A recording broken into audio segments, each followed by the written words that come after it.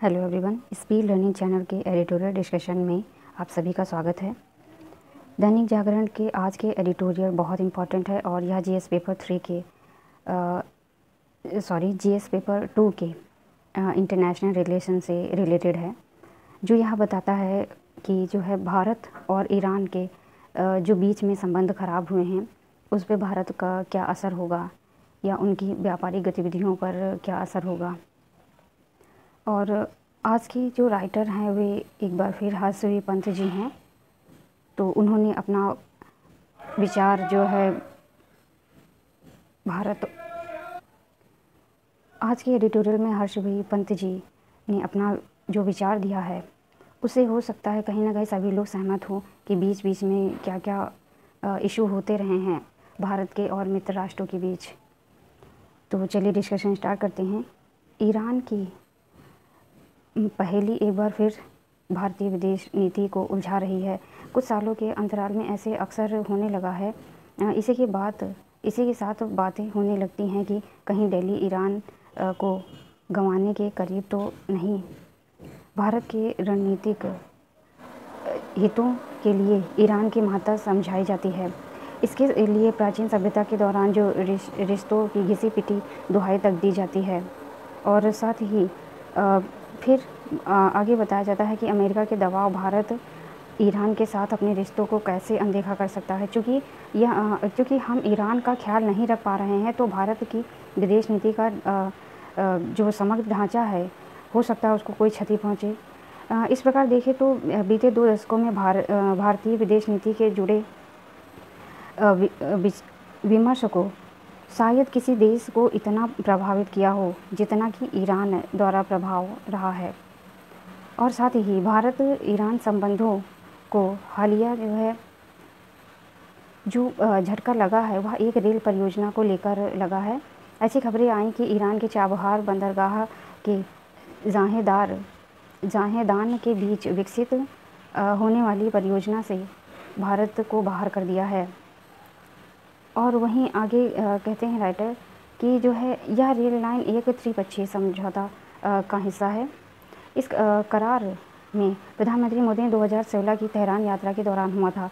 इसमें ईरान और अफगानिस्तान की भारत के साथ सहमति बनी थी कि वह अफगानिस्तान और मध्य एशिया तक अपनी पहुंच बढ़ाने के लिए एक वैकल्पिक व्यापार मार्ग विकसित करेगा।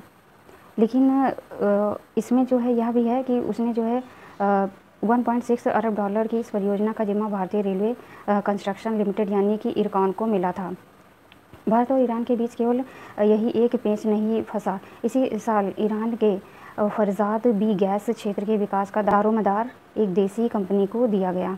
पहले इसे ईरान और ONGC विदेशी यानी कि OVL के बीच संयुक्त उपक्रम के रूप में विकसित किया जाना था।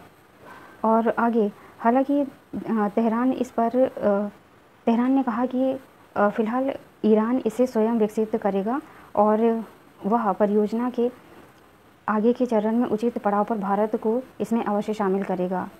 मतलब कि भारत अब इस परियोजना में शामिल नहीं है, वह केवल एक जो है मेहमान नवाजी के तौर पर ही उसे शामिल किया गया कि हाँ आप निर्माण ईरान करेगा और जो है केवल हिस्सा बनाया जाएगा वो भी निर्माण के बाद भारत को। तो यह भारत के लिए अच्छी नहीं है, क्योंकि पहले जो है अगर कोई रोड बनाई जा रही उस पर जो है इंडिया प्लस जो है ईरान का संपूर्ण प्रभुत्व होता, बराबर के हकदार होते वो लोग, लेकिन अब ऐसा नहीं होगा। और वहीं आगे राइटर कहते हैं कि इन फैसले से भारत की विदेश नीति की नाकामी को लेकर एक तीखी बहस छेड़ दी गई। ऐसी बहस छेड़ने वाले यह क्यों भूल जाते हैं कि विदेश नीति ऐसा मसला नहीं कि कोई देश खुद ही इसे अपने हिसाब से तय कर सकता है।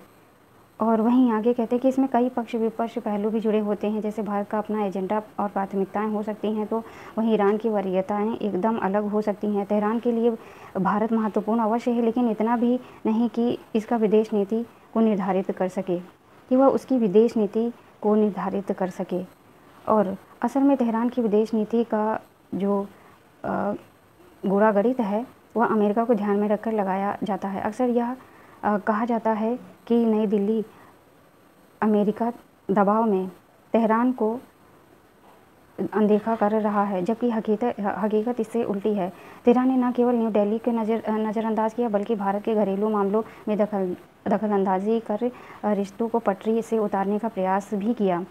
ईरानी कूटनीति के लिए अभी सबसे बड़ी चुनौती अमेरिका प्रतिबंधों का तोड़ निकालने की है। और वहीं आगे कहते हैं, ट्रंप ने ईरान पर अपना शिकंजा और कड़ा कर दिया है। वहीं यूरोप ईरान से किए वादे को पूरा नहीं कर पाया।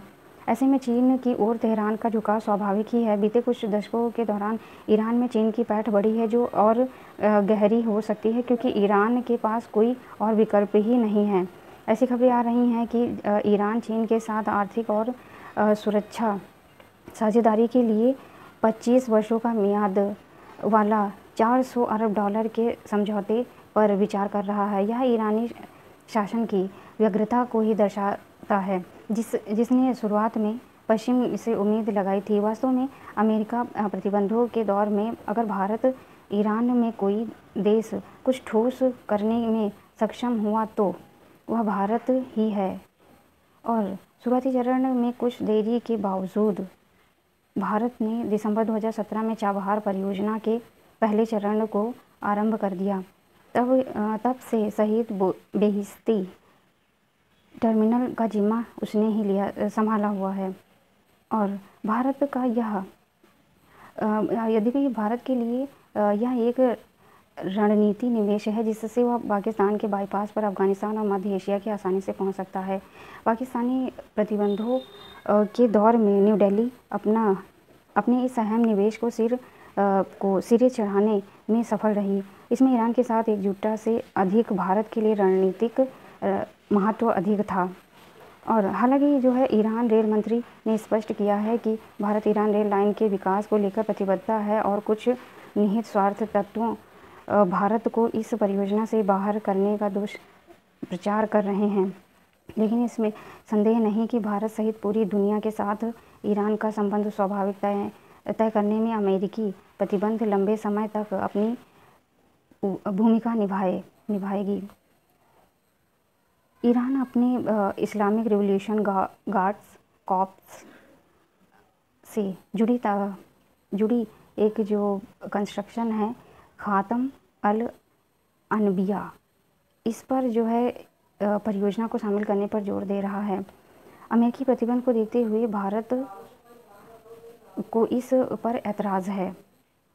वहीं यही मौजूदा गतिरोध का कारण है।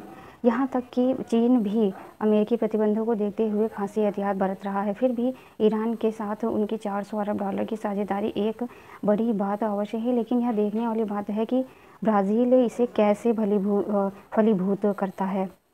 और वहीं जहाँ तक ईरानी विदेश नीति का प्रश्न है, तो इसके निर्धारण में अमेरिकी पहलू बहुत अहम है। और इसी तरह भारत के भी अमेरिकी और अन्य अरब देशों के साथ जुड़े हित दांव पर लगे हुए हैं। फिर भी ईरान के रिश्ते की खातिर अनदेखा नहीं किया जा सकता। और हाल ही में जो है भारत के अनुच्छेद 370 हटाने और दिल्ली दंगों को लेकर जहां ईरानी नेतृत्व भारत के आंतरिक मामलों में मुखर रहा, वहीं अरब की अन्य शक्तियों का रुख बदला हुआ रहा, जो भारत के साथ और व्यवहारिक रूप से व्यवहार कर रही हैं।